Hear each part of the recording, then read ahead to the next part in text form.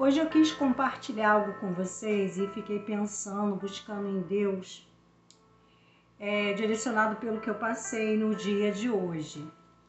E aí Deus me falou sobre prioridade. Quais são as minhas prioridades? E aí eu lembrei de uma passagem que está lá em Mateus, que fala sobre a ansiosa solicitude pela vida. Isso, hoje em dia, é algo muito comum as pessoas andarem ansiosas por tantas coisas. A gente aprende desde muito cedo, quem nunca teve uma vida assim uma vida muito repleta de coisas, né? De coisas, bens materiais, você aprende muito cedo que você precisa contar com você, com o seu trabalho, e aí você acaba levando uma vida muito no automático, dentro daquilo que você precisa fazer. E aí a gente acaba priorizando coisas e a gente muitas vezes não é bem sucedido, porque aonde que está a nossa prioridade? Está em fazer coisas, está em conquistar coisas, está em fazer uma faculdade, possuir uma empresa, e isso é totalmente bacana. É muito bom a gente pensar sempre em ter uma vida melhor. Mas o que está em pauta aqui é o que a gente está priorizando, o que nós estamos priorizando. Lá em Mateus vai falar que não andeis ansioso pela vossa vida quanto ao que é a vez de comer ou beber, nem pelo vosso corpo quanto ao que é a vez de vestir. E para viver isso no dia a dia, a gente tem que buscar muito a presença de Deus, porque não depende só de você, muitas vezes resolver alguma coisa ou não resolver alguma coisa, e isso vai causando uma certa ansiedade quando os boletos vão chegando, quando os credores batem a porta, quando vai chegando o dia de você arcar com seus compromissos. E aí Deus dá uma palavra para que a gente possa realmente exercitar a nossa fé, porque muitas vezes a gente, olhando pelos olhos carnais, às vezes o salário não chega ao ponto de cobrir todas as despesas, às vezes o que você está fazendo não é o suficiente para que você chegue a um outro nível no momento. E aí, por que Deus fala para a gente não andar ansioso por isso? Porque isso toma o nosso tempo, tira a nossa paz, tira o nosso sono, tira a nossa fé, tira tudo que é de bom, vamos dizer assim. E aí Deus vai dizendo aqui, observai as aves do céu. Deus tem falado muito sobre isso. Observai as aves do céu, que elas não semeiam, nem colhem, nem juntam em celeiros, contudo vosso Pai Celeste as sustenta. Viu? Deus está dizendo aqui com isso, que não é com a força do nosso braço, mas é com tudo que você for fazer com excelência, sabendo que é Deus que dá o crescimento. A Bíblia vai dizer que Apolo regou, Paulo plantou, mas Deus deu o crescimento. Me desculpa se eu errei aí o personagem. E aí vai dizer aqui que nós não devemos andar inquietos com o que a vez com o dia de amanhã. Então, assim, qual tem sido a tua prioridade, a minha prioridade? A prioridade que nós temos, muitas vezes, é o que está nos levando ao cansaço, à desilusão, à dor, à doença.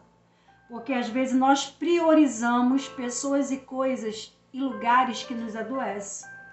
E quando nós priorizamos o reino de Deus, priorizamos uma vida com Deus, buscamos a presença, o lugar da nossa alma de descanso.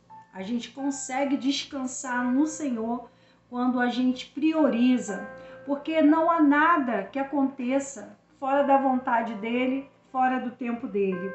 Então aqui ele está falando para a gente não andar ansioso, porque a ansiedade é um mal muito frequente nessa geração, nos tempos de hoje, os consultórios estão lotados de pessoas sendo encaminhadas para psiquiatra, para psicólogo, porque não estão dando conta. A demanda está muito grande na vida das pessoas. A demanda, os compromissos de resolver as coisas que não está na alçada. A gente não costuma descansar.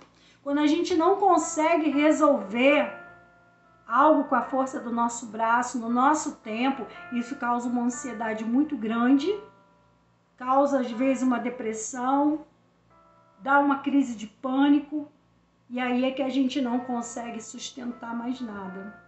Então Deus está falando, olha, a Bíblia é muito atual, e principalmente nos tempos que a gente está vivendo, ela está atualíssima. Aqui Jesus vem tratar de um assunto muito relevante para os tempos que a gente vive, para os tempos que a gente está vivendo. A gente está vivendo numa correria muito grande. A gente não está tendo tempo para a gente, nem para as coisas mais importantes. Muitas vezes eu me deparo e acontece isso também comigo, quando eu me deparo com alguém, eu estou falando com alguém, e essa pessoa, ela tá tão ligada, tão focada naquilo que tá ali, que ela tá assistindo no celular, naquilo que ela precisa resolver, que ela não escuta uma palavra. E às vezes acontece isso comigo também, sabe? De eu falar, desculpa, não entendi, não ouvi.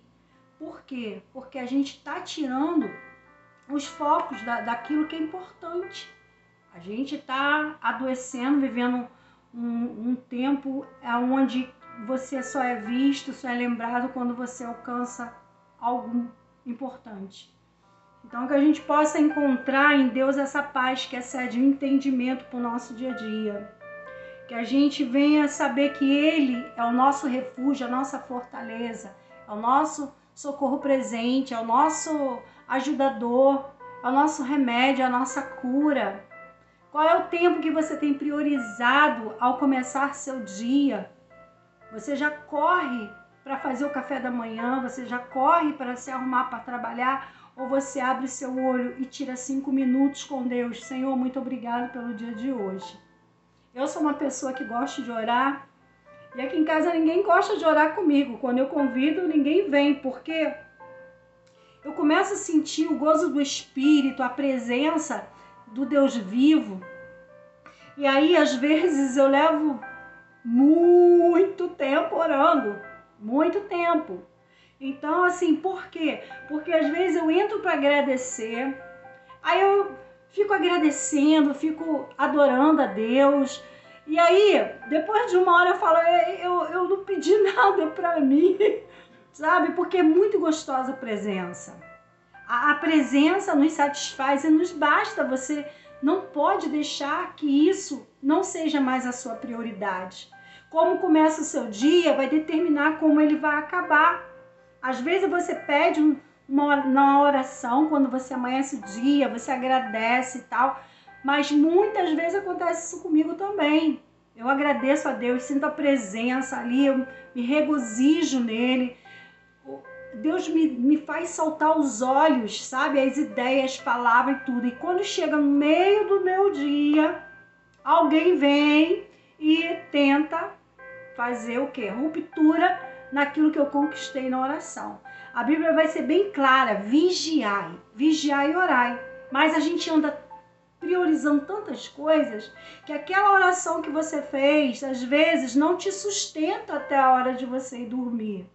Não te sustenta porque você entra em batalha, em guerra o dia inteiro. Você entra em batalha, em guerra espiritual sua, dos outros. Os ataques vêm, sabe, não só de dentro, mas de fora. E às vezes vigiar é muito mais difícil do que orar. E aí, quando você não vigia, às vezes você se envolve naquilo que não agrada a Deus, falar algo que não agrada a Deus, pensar algo que não agrada a Deus. E aí a gente vai ter que resolver isso na oração. Sabe por quê? Porque a Bíblia vai dizer que quando você levar uma oferta ao altar e indo levar essa oferta para Deus e se lembrar de que alguém tem algo contra você, deixa a oferta no altar e se reconcilia primeiro. E depois levar a oferta no altar. E levar a oferta no altar é a sua adoração também, não é só coisas, dinheiro. As pessoas falam em oferta, é dinheiro. Não se fala em dinheiro aqui, não se trata de dinheiro. Você nunca vai ouvir eu falar de dinheiro, pedir dinheiro, aqui não existe. É algo que eu compartilho nesse momento com você, algo espiritual, que é muito mais. A gente está vivendo tempos de fome e de sede espiritual. A nossa casa às vezes está cheia de comida, mas a nossa fome do espírito é porque não existe a prioridade certa. A gente está deixando a nossa alma se aniquilar.